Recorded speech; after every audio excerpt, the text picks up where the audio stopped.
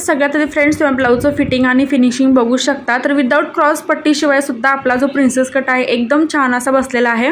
आणि या ब्लाऊजचं पूर्ण जी कटिंग आहे आपण डायरेक्ट अस्तरवरती करणार आहोत। तर नेहमी आपण काय करतो की पेपरवरती कटिंग करून मग आपण अस्तरवरती आणि मेन कापडावरती कटिंग करतो, पण या व्हिडिओमध्ये आपण डायरेक्ट अस्तरवरती प्रिन्सेस कट ब्लाऊज कसा कट करायचा किंवा तो कसा शिवायचा तर ते बघणार आहोत। तर आजच्या व्हिडिओमध्ये आपण कटिंग विथ स्टिचिंग जे आहे बघणार आहोत। सो व्हिडिओ जो आहे एकदम शेवटपर्यंत बघा। आता इथे आपलं मेन कापड आहे, अस्तर मी घेतलेला आहे 1 मीटर। जर तुम्ही लहान साईज बनवत असाल तर 80 सेंटीमीटर जे आहे ब्लाऊज होऊन जातं। तर हे जे माप आहे मी 38 साईजचं बनवत असल्यामुळे मी अस्तर जे आहे 1 मीटर घेतलेला आहे।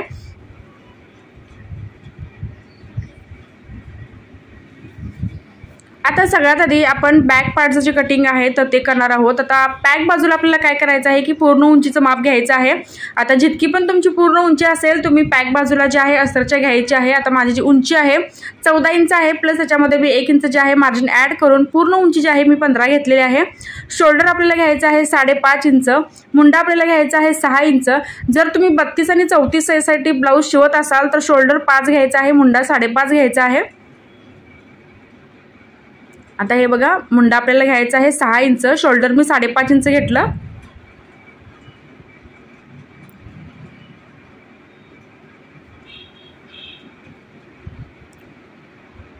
आता त्याच्यानंतर आपल्याला प्रॉपर माप टाकायचं आहे छातीचं। आता माझी छातीचं माप आहे 38 आहे, सो त्याचा चौथा भाग मी इथे टाकणार आहे 9.5 इंच।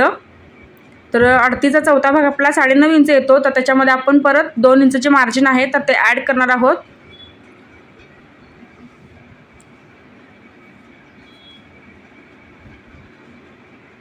तर हे बघा, मार्जिन सुद्धा मी ॲड करून घेतलं। त्याच्यानंतर जी कमर आहे 8 इंच आहे, 8 + 2 इंच कमरेचं जे मार्किंग आहे आपण करणार आहोत।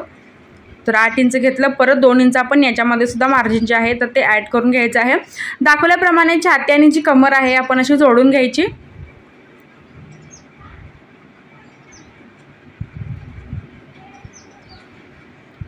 आता बॅक मुंड्याचा आपल्याला इथे शेप द्यायचा आहे, तर फ्रंट मुंड्याचा आपण 1 इंचावरती शेप देत असतो, पण आता आपण हा डायरेक्ट जो आहे अस्तरवरती काढत असल्यामुळे बॅक मुंड्याचा शेप आपल्याला द्यायचा आहे 1.5 इंचावरती। त्याच्यानंतर आपण मुंड्याला जो आहे दाखवल्याप्रमाणे शेप द्यायचा आहे। आता जिथे मी आपलं माप घेतलं होतं प्रॉपर 9.5 इंच तिथपर्यंतच मी जो शेप आहे मुंड्याचा स्टॉप केलेला आहे। आणि दाखवल्याप्रमाणे आपण असं बॅकचं जे कटिंग आहे अस्तरवरती करून घ्यायचं।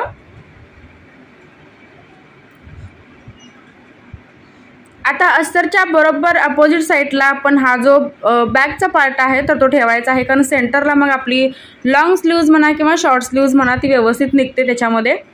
तर मी शॉर्ट स्लीव्ज इथं काढलेले आहे, नंतर व्हिडिओमध्ये तुम्ही बघू शकता। तर आता हे बघा, आपल्याला बॅक पार्ट जो आहे ठेवताना अस्तरवरती तो क्रॉसमध्येच ठेवायला हवा, कारण नेहमी आपण काय करतो की फ्रंटचा जो गळ्याच्या साईडचा पार्ट असतो आपण तो अस्तरवरती क्रॉसमध्ये ठेवत असतो। सो आपण इथे काय करायचं आहे की या पद्धतीने जे आहे बॅक पार्ट ठेवायचा आहे। आता मी क्रॉसमध्ये ठेवलेला आहे, इथं बघा मी खाली बॉटमला 1.5 इंच सोडलं, त्याच्यानंतरच मग आपण हा जो बॅकचा पार्ट आहे मार्किंग करायचा आहे तसा। आता खाली मी कमरेला 1.5 इंच सोडलेला आहे, क्रॉसमध्ये आपला जो अस्तरचा पार्ट आहे बॅक पार्ट असा ठेवलेला आहे। त्याच्यानंतर शोल्डर, त्यानंतर मुंडा जो आहे आपण आहे तसं इथं मार्किंग करून घ्यायचा।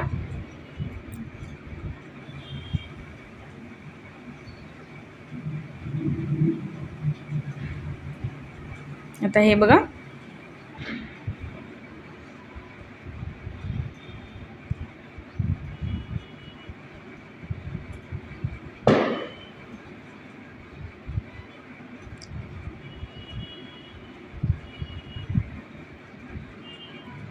आता सगळ्यात आधी आपण गळ्यारुंदी घ्यायची आहे। तर आता गळ्यारुंदी मी 2.25 इंच घेतलेली आहे।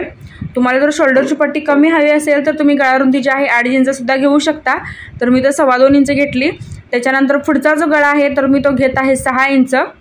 तर पुढील गळासुद्धा तुम्ही तुमच्या हिशोबाने कमी किंवा जास्त ठेवू शकता तुमच्या साईजनुसार। आता इथे मी घेणार आहे 6 इंच पुढचा गळा मी इथे घेतलेला आहे। आता इथे मी थोडासा आपला जो गळ्याचा शेप आहे मी बाहेरून घेतलेला आहे, कारण फ्रंटला थोडासा मला जो गळा आहे पसरट आवडतो। तर आता आपण मेजरमेंट टाकणार आहोत प्रिन्सेस कटच्या कट पॉईंटचं. तर मी आता 4.25 इंच घेणार आहे कट पॉईंट आणि 1.5 इंच ते आपलं जे कमरेला आपण एक्स्ट्रा घेतलं होतं तर ते आपण नाही घ्यायचं. आपण जे इथं मार्किंग केलेलं आहे ब्लाऊजचं तर तिथून आतमध्ये आपण 4.25 इंच घ्यायचं आहे प्रिन्सेस कटच्या कट्स पॉईंटचं. त्याच्यानंतर वरून आपण घेतलं 10.5 बस्ट पॉईंट घेतला आपण. आता हे जी मार्किंग आहे आपण असं स्ट्रेट इथे एक लाईन मार्किंग करून घ्यायची आहे. तर याचा मी तुम्हाला परत एकदा सांगते की रुंदी जी आहे आपल्या प्रिन्सेस कटच्या कट पॉईंटची तर 1.5 इंच एक्स्ट्रा सोडून आतमध्ये आपण 4.25 इंच घेतलेला आहे आणि वरून आपण खाली बस्ट पॉईंट जो आहे 10.5 वरती घेतलेला आहे. त्याच्यानंतर दोन्ही साईडला आपण 1.5 इंच मार्जिन जे आहे तर ते घेतलेलं आहे, कारण आपल्या ब्लाऊजमध्ये कप जो आहे म्हणावा तसा आपला व्यवस्थित येत नाही जर आपण एका साईडला घेतलं तर.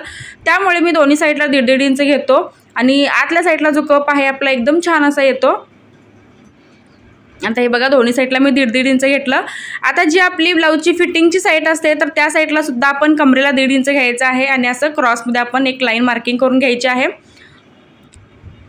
आता आपण प्रिन्सेस कटचा शेप देणार आहोत. आता इथं मी मुंड्याचा आकार इथं थोडासा ड्रॅप करून घेतलेला आहे. त्याच्यानंतर प्रिन्सेस कटचा जो शेप आहे दाखवल्याप्रमाणे तर मी घेणार आहे. सो मी तो मुंड्यातूनच घेतलेला आहे. अजून आपण मुंड्याचा जो फ्रंट भागचा जो शेप आहे तर तो दिलेला नाही, तो आपण नंतर शिवल्यानंतर मग ज्यावेळी आपण स्लीव्ज लावतो तर त्यावेळी तो देणार आहोत. आता इथं बघू शकता की आपण कशामध्ये आणि किती किती मार्जिन जे आहे वाढवून घेतलेलं आहे. एकदम व्यवस्थित तुम्ही लक्ष देऊन बघा, कारण यामध्ये जर आपण मार्जिन वाढवलं नाही व्यवस्थित तर ब्लाऊज जो आहे चुकू शकतो किंवा मार्जिन कमी पडू शकतं ब्लाऊजमध्ये.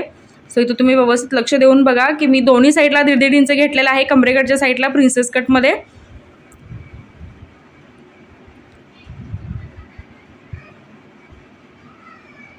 आता हे बघा आपला प्रिन्सेस कटचा फ्रंट आणि बॅक जो आहे आपण असा कटिंग करून घेतलेला आहे. त्याच्यानंतर आता आपण इथं कट करणार आहोत स्लीवचं कटिंग. आता जी स्लीव्ज आहे मी काढणार आहे 4 इंचाची, तर त्याच्यामध्ये आपण प्लस 1 इंच मार्जिन जे आहे ॲड करायचं आहे. पण या कपड्यामध्ये 1 मीटरमध्ये तुमची लॉंग स्लीवसुद्धा निघते, 10-11 इंचाची स्लीवसुद्धा निघते. तर तुम्ही ती करू शकता. जर तुम्हाला लॉंग हवे असेल तर 1 मीटरमध्ये व्यवस्थित आपले जे पार्ट्स आहेत सगळे प्रिन्सेस कट आणि स्लीवचे ते व्यवस्थित निघतात. आता इथं मी 5 इंच घेत आहे. त्याच्यानंतर हाताच्या घडीचं आपल्याला माप घ्यायचं आहे. आपलं जे छातीचं माप आहे प्रॉपर 9.5 इंच आलं होतं, त्याच्यामध्ये आपण प्लस अर्धा इंच जे आहे मार्जिन वाढवून घ्यायचं आहे. 3 इंच मी खाली शेपसाठी घेतलं, 2 इंच मी मार्जिनसाठी घेतलं. त्याच्यानंतर क्रॉसमध्ये एक अशी मी लाईन इथं मार्किंग करून घेतली. हात रुंदीमध्ये सुद्धा आपण 2 इंच मार्जिन ॲड केलं. त्याच्यानंतर माप मोठा असल्यामुळे 2-2 इंचाचे आपण 3 पॉईंट इथं काढलेले आहेत. आणि दाखवल्याप्रमाणे आपल्याला जो स्लीवचा शेप आहे तर तो अशा पद्धतीने द्यायचा आहे, जो मी नेहमी अशा पद्धतीने देत असतो. स्लीव जे आहे मी अंदाजे कधीच कटिंग करत नाही. आता आपलं हे जे पूर्ण कटिंग आहे अस्तरचं झालेलं आहे. आता आपण मेन कापडावरती हे कटिंग करणार आहोत. आता सगळ्यात आधी ही जी लेस आहे हाताची तर ती मी काढून घेत आहे.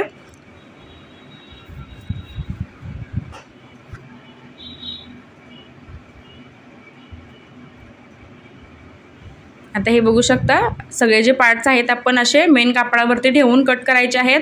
मेन कापडावरती आपल्याला कोणतंच एक्स्ट्रा मार्जिन जे आहे तर ते घ्यायचं नाही. शिलाईसाठी फक्त आपल्याला थोडंसं एक्स्ट्रा इथे कट करावं लागतं, बट एक्स्ट्रा जे मार्जिन असतं तर ते आपल्याला मेन कापडामध्ये घ्यायचं नाही. जसं आहे तसंच आपल्याला हे कट करायचं आहे. इथं बघू शकता सगळे जे आपले पार्ट्स आहेत तर ते अशा पद्धतीने आपल्याला व्यवस्थित सेट करून ठेवायचे आहेत. जर तुमचा पीस लहान असेल तर पहिल्यांदा तुम्ही सगळे पार्ट्स जे आहेत तर ते ठेवायचे आहेत, ॲडजस्ट करायचे आहेत आणि त्याच्यानंतरच मग कटिंग जे आहे तर ते करायचं आहे. आता याच्यामध्ये सुद्धा आपल्याला थोडंसं इथं जोड लावावं लागणार आहे प्रिन्सेस कटच्या दुसऱ्या पार्टला आपल्याला.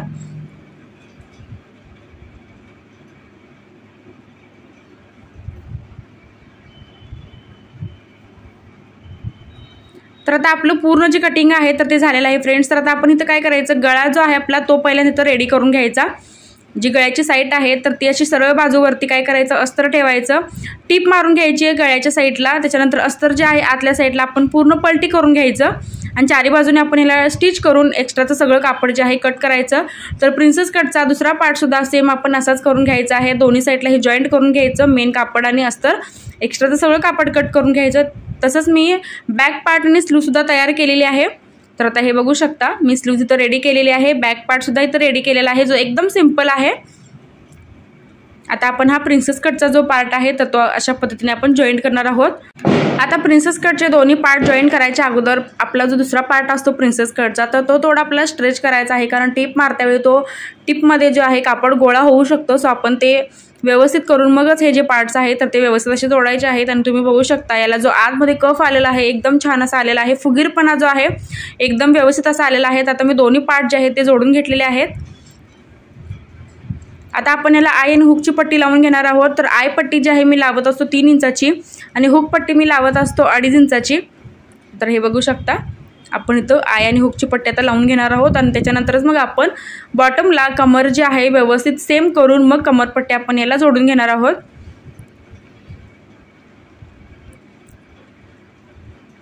आता दाखवल्याप्रमाणे तुम्ही आय आणि हुकची पट्टी आहे तर त्याशी लावून घ्यायची आहे. जसं आपण कटोरी ब्लाउजला 4 टक्स ब्लाउजला लावतो सेम तशीच आपण हे या ब्लाउजला सुद्धा लावून घ्यायची आहे.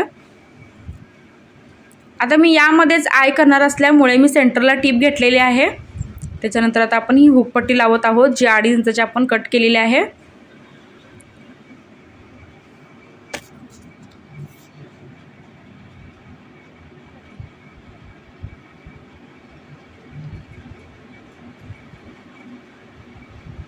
तर आता हे बघा आता या जे पार्ट्स आहेत अशा आपण एकमेकांवरती व्यवस्थित ठेवायचे आहेत. आणि बॉटम जो आहे सगळ्यात आधी आपण सेम करून घ्यायचा आहे, कारण शिवत्या वेळी काय होतं कापड जे आहे कमी जास्त होऊ शकतं. तर बॉटम आपला लेवल दिसावा यासाठी आपण थोडंसं इथं मार्किंग करायचं आहे टेपनेच. आणि त्याच्यानंतर मग एक्स्ट्रा सगळं कापड कट करायचं आणि मगच कमरपट्टी जी आहे तर ती जोडून घ्यायची.